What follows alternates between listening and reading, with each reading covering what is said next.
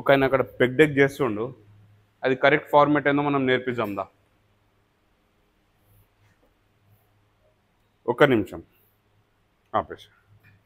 మనం ఇట్లా అన్ఈవెన్ చేయడం వల్ల షోల్డర్ ఇంజురీ అయ్యే ఛాన్సెస్ ఉంటాయి. దీని కరెక్ట్ ఫార్మేట్ ఏందో చూద్దాం. ఫస్ట్ ఇట్లా చేతిపెట్టు స్ట్రైట్, మిడిల్ చెస్ట్ నుండి ఇది స్ట్రైట్ అంటే కంప్లీట్ స్ట్రైట్ ఉండదు, కొంచెం కిందికి మిడిల్ చెస్ట్ లెవెల్కి పెట్టుకోవాలి. వీటికి వస్తుంది, సీట్ కిందికి చేయి.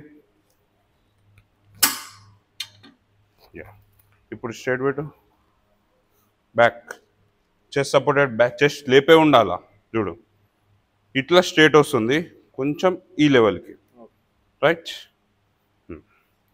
ఓకే, ముందుకు స్ట్రైట్గా పుష్ చేయి, స్ట్రైట్గా హోల్డ్ చేయి. చెస్ట్ అప్ ఉండాలా, చెస్ట్ టైట్ ఉండాలా, చెస్ట్ డౌన్ ఉండొద్దు. ఎస్, ఎల్బో స్లోగా బెండ్ చేసి వెనకకు తీసుకో, రైట్. ఎల్బో మూమెంట్ కూడా ఇట్లా కిందికి పోవద్దు, పైనకే ఉండాలి, అర్థమైందా. ఒకసారి అటు చూపి మిర్రర్లో. Straight up, hold. మ్యాక్సిమం ఎంత హోల్డ్ చేస్తే అంత ప్రెజర్ చెస్ట్ మీద వచ్చే ఛాన్సెస్ ఉంటాయి, గుర్తుపెట్టుకో. స్లో, ఇది అర్థమైందా. ఇప్పుడు చెస్ట్ మీద పడుతుందా వెయిట్? Yes, straight, slow. ఇది మెయిన్ పెగ్ డెక్. ఆగమాగం కింద మీద చేసి షోల్డర్ని ఖరాబ్ చేసుకోవడం, చెస్ట్ మీద పడే వెయిట్ ఇంకేడనో పడడం, అట్లా చేసుకోవద్దు మనం. ఓకేనా, రైట్.